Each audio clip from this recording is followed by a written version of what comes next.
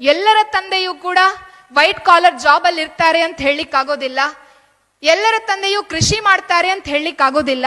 ಆದ್ರೆ what ever, lakhs ಅಲ್ಲಿ earn ಮಾಡ್ಲಿ, ಥೌಸಂಡ್ಸ್ ಅಲ್ಲಿ ಅರ್ನ್ ಮಾಡ್ಲಿ, ಅಥವಾ ಹಂಡ್ರೆಡ್ಸ್ ಅಲ್ಲೇ ಅರ್ನ್ ಮಾಡ್ಲಿ, ಅಪ್ಪ ಅಮ್ಮನಿಗೆ ಇರುವಂತಹ ಕನಸು ಒಂದೇ, ಮಕ್ಕಳನ್ನ ಈ ಸಮಾಜದಲ್ಲಿ ಶ್ರೇಷ್ಠ ವ್ಯಕ್ತಿಗಳನ್ನಾಗಿ ಬೆಳೆಸಬೇಕು ಅಂತ.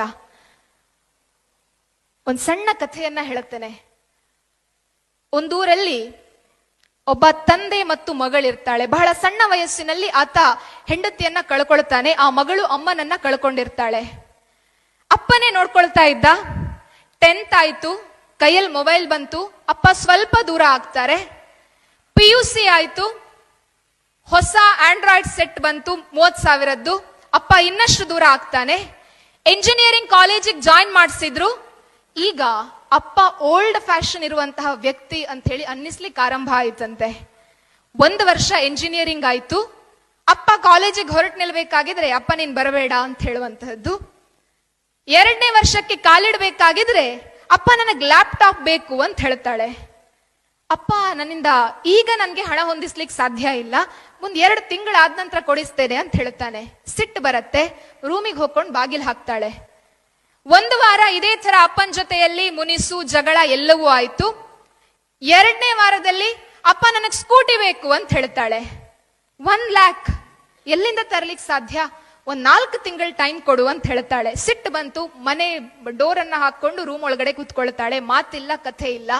3ನೇ ವಾರ ಬಂತು, ಅಪ್ಪ ಟ್ರಿಪ್ಪಿಗೆ ಹೋಗ್ತಾ ಇದ್ದಾರೆ ಗೋವಾಕ್ಕೆ, ನನಗೆ 10,000 ಬೇಕು ಅಂತ ಹೇಳ್ತಾಳೆ. ನಿನಗೆ ನಾಳೆಗೆ ನನಗೆ ಕೊಡ್ಲಿಕ್ಕೆ ಸಾಧ್ಯ ಇಲ್ಲ, ಟ್ರಿಪ್ಪಿಗೆ ಮುಂದಿನ ವರ್ಷ ಹೋಗ್ತೀಯಾ ಅಂತ ಕೇಳ್ತಾಳೆ. ಮಗಳಿಗೆ ಸಿಟ್ಟು ಬಂತು.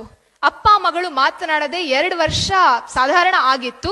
ದೂರ ಹೋಗಿ ಅನೇಕ ವರ್ಷಗಳು ಕಳೆದಿತ್ತು. ಆ ದಿನ ರಾತ್ರಿ 11-12 ಗಂಟೆ ಹೊತ್ತಿಗೆ ಅಪ್ಪ ಮಗಳ ರೂಮಿನ ಬಾಗಿಲನ್ನ ಬಡೀತಾರೆ. ಮಗಳಿಗೆ ಸಿಟ್ಟಿತ್ತು, ಮಗಳು ಡೋರ್ ಓಪನ್ ಮಾಡ್ಲಿಲ್ಲ. ಅಪ್ಪ ಬಡೀತಾರೆ ಬಡೀತಾರೆ ಬಡೀತಾರೆ. ಮಗಳಿಗೆ ಅಪ್ಪನ ಮೇಲೆ ಸಿಟ್ಟಿತ್ತು, ದುಡ್ಡು ಕೊಡ್ಲಿಲ್ಲ ಅಂತ ಹೇಳ್ಕೊಂಡು ಅವಳಿಗೆ ಜಾಲಿ ಎಂಜಾಯ್ ಮಾಡಬೇಕಾಗಿತ್ತು. ಬಾಗಿಲನ್ನ ತೆರೀಲೇ ಇಲ್ಲ. ಅಪ್ಪ ಬಾಗಿಲನ್ನ ತಟ್ಟುವುದು ನಿಲ್ಲಿಸ್ತಾರೆ. ಬರ್ತಾರೆ, ಏನೋ ಒಂದು ಬರೀತಾರೆ, ಸೋಫಾದ ಮೇಲೆ ಮಲಗ್ತಾರೆ. ಮರುದಿವ್ಸ ಬೆಳಗ್ಗೆ ಯಾವಾಗ್ಲೂ ಅಪ್ಪ ಕರೀತಾ ಇದ್ರಾಯ್ತು. ಮಾರನೇ ದಿವಸ ಬೆಳಗ್ಗೆ ಎದ್ದು ನೋಡ್ಬೇಕಾಗಿದ್ರೆ 10:10 ಆಗಿತ್ತು. ಅಪ್ಪನ ಮೇಲೆ ಸಿಟ್ಟು ಬರುತ್ತೆ. 8 ಗಂಟೆ ಕಾಲೇಜ್ ಸ್ಟಾರ್ಟ್, 10 ಗಂಟೆ ಆದ್ರೂ ಅಪ್ಪ ಕರೀಲಿಲ್ಲ. ಅಪ್ಪನಿಗೆ ಬೈಬೇಕು ಅಂತ ಹೇಳ್ಕೊಂಡು ಡೋರ್ ಅನ್ನ ಓಪನ್ ಮಾಡಿ ಹೊರಗಡೆ ಹೋಗ್ಬೇಕಾಗಿದ್ರೆ ಅಪ್ಪ ಸೋಫಾದಲ್ಲಿ ಮಲಗಿರ್ತಾರೆ. ಎದೆ ಮೇಲೆ ಒಂದು ಪತ್ರ ಇರ್ತದೆ. ಇದೇನ್ ಕಾಗದ ಅಂತ ಹೇಳ್ಕೊಂಡು ಆ ಹುಡುಗಿ ಅದನ್ನ ಓದ್ಬೇಕಾಗಿದ್ರೆ ಅದ್ರಲ್ಲಿ ಅಪ್ಪ ಒಂದು ಲೆಟರ್ ಅನ್ನ ಮಗಳಿಗೆ ಬರೆದಿರ್ತಾರೆ.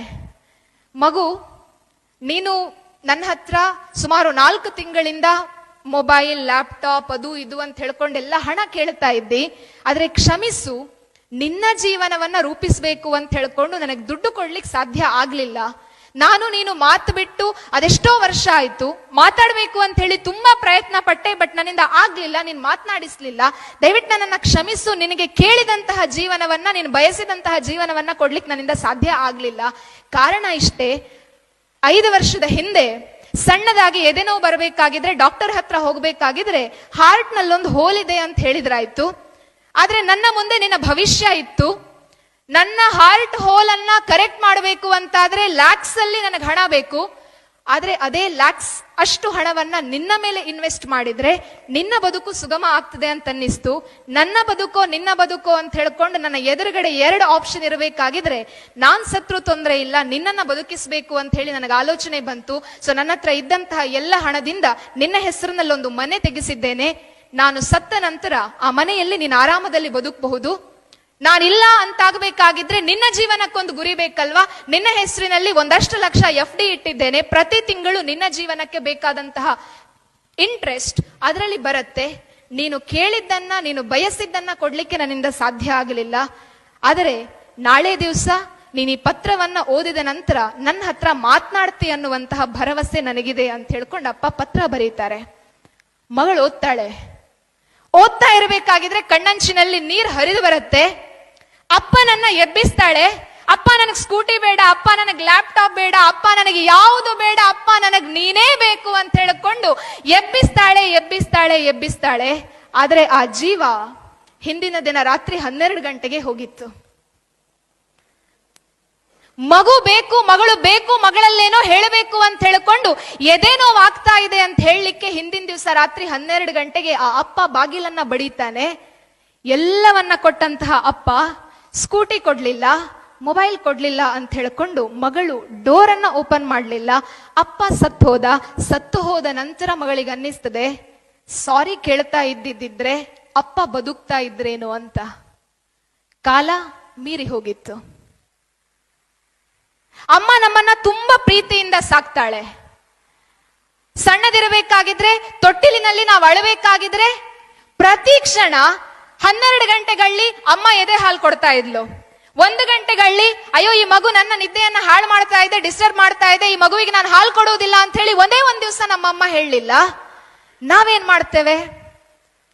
ಕಾಲ್ ಮಾಡಿ ಮಗು ನಿನ್ ಡಾಕ್ಟರ್ ಆಗಬೇಕು ಅಂತ ಹೇಳಿದ್ರೆ, ಅಮ್ಮ ಓದ್ಲಿಕ್ಕೆ ಎಷ್ಟು ಕಷ್ಟ ಉಂಟು ಗೊತ್ತುಂಟಾ, ನಿಂದೊಂದು ಡಾಕ್ಟರ್ ಅಂತೆ ಡಾಕ್ಟರ್. ಅಪ್ಪ ಇಂಜಿನಿಯರಿಂಗ್ ಮಾಡು ಅಂತ ಹೇಳಬೇಕಾಗಿದ್ರೆ, ಅಪ್ಪ ನಿನಗೆ ಓದ್ಲಿಕ್ಕೆ ಗೊತ್ತಿಲ್ಲ, ನಿನಗೆ ABCD ಗೊತ್ತಿಲ್ಲ, ನನಗೆ ಹೇಳಿ ಕೊಡ್ಲಿಕ್ಕೆ ಬರ್ತೀಯಾ ಅನ್ನುವಂತಹ ಮಾನಸಿಕತೆ. ವಿದ್ಯಾರ್ಥಿಗಳೇ, ಅಪ್ಪ ಅಮ್ಮನ ತ್ಯಾಗದ ಎದುರಿನಲ್ಲಿ ನಮ್ಮ ಬದುಕನ್ನ ನಾವು ಎಷ್ಟು ಎತ್ತರಕ್ಕೆ ಕಟ್ಟಿಕೊಂಡ್ರೂ ಕೂಡ ಅದು ಬಹಳ ಸಣ್ಣದೆ. ನಾವು ಹಾಸ್ಟೆಲ್ನಲ್ಲಿ ಬೆಡ್ ಮೇಲೆ ಮಲಗಿಕೊಂಡು ಎಂಜಿನಿಯರ್ ಆದಂತಹ ಕನಸು, ಡಾಕ್ಟರ್ ಆದಂತಹ ಕನಸು, ಒಳ್ಳೆ ಒಬ್ಬ ಟೀಚರ್ ಆದಂತಹ ಕನಸು, ಪೊಲಿಟಿಷಿಯನ್ ಆದಂತಹ ಕನಸು, ಹಾರ ತುರಾಯಿಗಳು ಸನ್ಮಾನಗಳು ಹಾಕಿಸಿಕೊಂಡಂತಹ ಕನಸು, ಇವೆಲ್ಲವನ್ನ ನಾವು ನಮ್ಮ ನಿದ್ದೆಯಲ್ಲಿ ಕಾಣಬೇಕಾಗಿದ್ರೆ ನಮ್ಮಪ್ಪ ಅಮ್ಮ ಮನೆಯಲ್ಲಿ ಕುತ್ಕೊಂಡು, ಬೆಡ್ ಮೇಲೆ ಕುತ್ಕೊಂಡು ನಾಳೆ ದಿವಸ ನಾನು ಎಷ್ಟು ದುಡಿಬೇಕು ಅಂತ ಹೆಂಡತಿಯಲ್ಲಿ ಮಾತಾಡ್ತಾ ಇರ್ತಾನೆ. ಅಮ್ಮ ನಿಮ್ಮ ಆರೋಗ್ಯವನ್ನ ನೋಡ್ಕೊಳ್ಳಿ ಅಂತ ಹೇಳಿಕೊಂಡು ಅಪ್ಪನಿಗೆ ಉಪದೇಶವನ್ನ ಮಾಡ್ತಾ ಇರ್ತಾಳೆ. ಅಂತಹ ಅಪ್ಪ ಅಮ್ಮನನ್ನ ಪ್ರೀತಿಸುವಂತಹ, ಅಂತಹ ಅಪ್ಪ ಅಮ್ಮನನ್ನ ಗೌರವಿಸುವಂತಹ ವ್ಯಕ್ತಿತ್ವದ ಲಾಸ್ಟ್ ಸಿ ಆಫ್ 5 C's, ಅಂತಹ ವ್ಯಕ್ತಿತ್ವವನ್ನ ನಾವು ಬೆಳೆಸಿಕೊಳ್ಳುತ್ತೇವೆ ಅಂತಾದರೆ ಅದಕ್ಕಿಂತ ದೊಡ್ಡ IIT ಎಂಜಿನಿಯರಿಂಗ್, ಅದಕ್ಕಿಂತ ದೊಡ್ಡ ಮೆಡಿಕಲ್ ಸೀಟ್ ಮತ್ಯಾವುದೂ ಕೂಡ ಇಲ್ಲ. ಬದುಕಲ್ಲಿ ನಾವೇನೇ ಆಗಲಿ, ಬದುಕಿನಲ್ಲಿ ನಾವೆಷ್ಟೇ ಎತ್ತರಕ್ಕೆ ಬೆಳಿಲಿ, ಆ ಎತ್ತರವನ್ನ ನಾವು ಏರ್ಬೇಕು ಅಂತಾದ್ರೆ ದ ಬೇಸ್, ದ ಫೌಂಡೇಶನ್, ನಮ್ಮ ಪೇರೆಂಟ್ಸ್, ಅವರನ್ನ ಯಾವತ್ತಿಗೂ ಕೂಡ ಮರೆಯದೇ ಇರುವಂತಹ ವ್ಯಕ್ತಿತ್ವವನ್ನ ನಾವು ಬೆಳೆಸಿಕೊಳ್ಳಬೇಕು.